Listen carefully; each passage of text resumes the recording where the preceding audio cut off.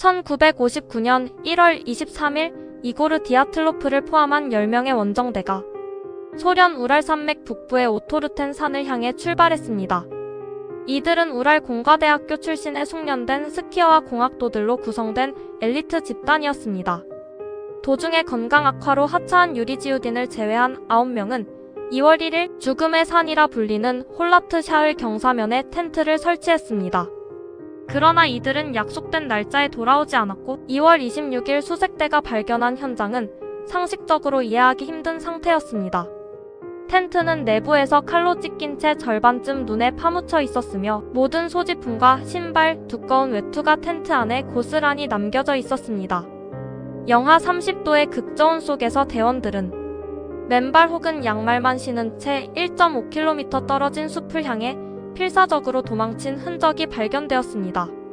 수색 데이터에 따르면 가장 먼저 발견된 두 구의 시신은 숲 가장자리의 거대한 소나무 아래에서 속옷 차림으로 발견되었습니다. 이들의 손은 나무 위로 기어오르려 했던 듯 처참하게 까져 있었으며 소나무 가지는 5m 높이까지 꺾여 있었습니다. 이는 무언가로부터 도망치기 위해 나무 위에서 상황을 살폈거나 불을 피우기 위해 필사적으로 가지를 꺾었음을 시사합니다. 이후 텐트와 소나무 사이에서 원정 대장 디아틀로프를 포함한 3구의 시신이 추가로 발견되었는데 이들은 텐트를 향해 다시 돌아가려다 저체온증으로 쓰러진 자세였습니다. 여기까지는 단순한 조난 사고로 보였으나 5월 눈이 녹으며 발견된 나머지 4구의 시신 데이터는 사건을 완전히 다른 국면으로 몰고 갔습니다. 계곡 깊숙한 곳 4m 두께의 눈 아래서 발견된 나머지 대원들의 상태는 참혹했습니다. 니콜라이 티보브리뇰은 두개골에 심각한 골절상을 입었고 세면 졸로타료프와 루드밀라 두비니나는 갈비뼈가 형체를 알아볼 수 없을 정도로 으스러져 있었습니다.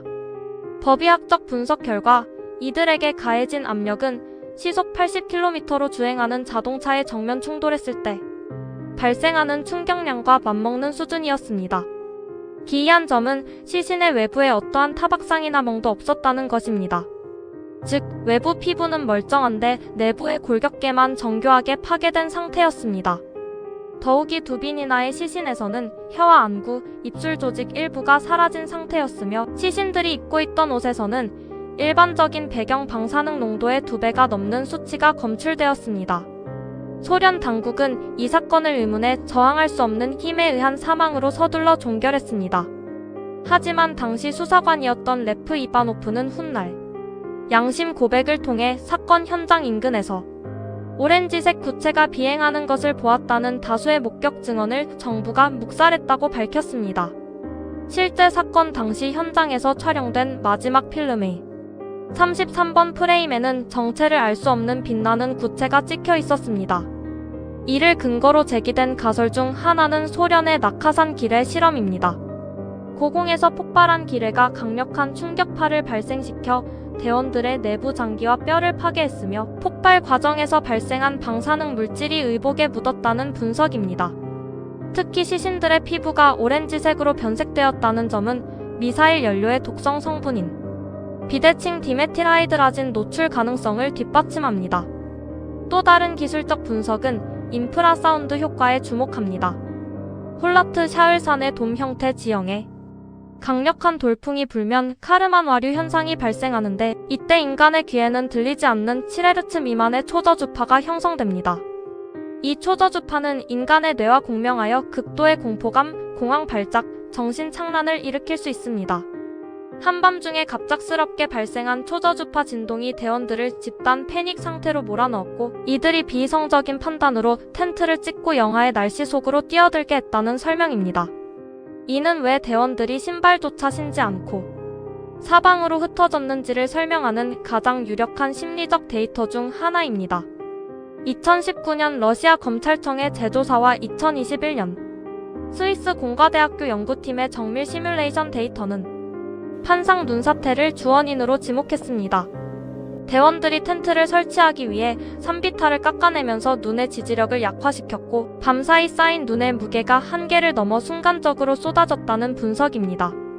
연구팀은 디즈니 영화 겨울왕국에 사용된 눈 입자 애니메이션 기술을 동원해 충돌 수치를 계산했는데 이 시뮬레이션 결과에 따르면 텐트 위로 쏟아진 단단한 눈 덩어리가 잠자던 대원들의 흉부를 강타하여 자동차 사고 수준의 골절상을 입히기에 충분했습니다. 부상을 입은 동료를 구출해 계곡으로 이동했지만 결국 가혹한 날씨를 견디지 못하고 전원 사망했다는 시나리오입니다. 그러나 과학적 시뮬레이션으로도 설명되지 않는 데이터는 여전히 존재합니다. 먼저 사건 현장에서 발견된 제3자의 발자국입니다. 일부 분석가들은 당시 수색대 사진을 정밀 분석한 결과 일반적인 장화나 스키 부츠가 아닌 특수 군용화의 흔적이 있었다고 주장합니다. 또한 대원 중 한 명인 세면 졸로타류프의 신원도 의문입니다.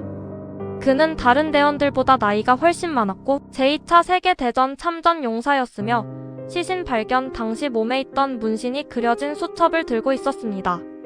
일각에서는 그가 소련 국가보안위원회 KGB의 요원이었으며 서방 스파이들과 접선하여 방사능 관련 정보를 전달하는 통제된 전달 작전 도중 사고가 발생했다는 가설을 제시합니다. 시신에서 발견된 방사능이 바로 이 정보 전달용 표식이었다는 분석입니다. 사건 당시 소련 정부의 대응 역시 의심스러운 지표를 남겼습니다.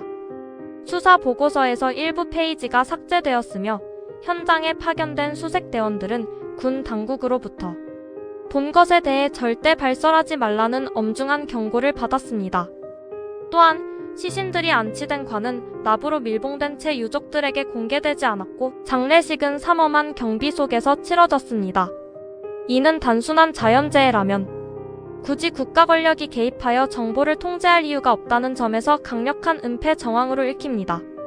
특히 사건 직후 해당 구역을 3년간 민간인 출입 금지 구역으로 설정한 조치는 군사실험설에 무게를 실어줍니다.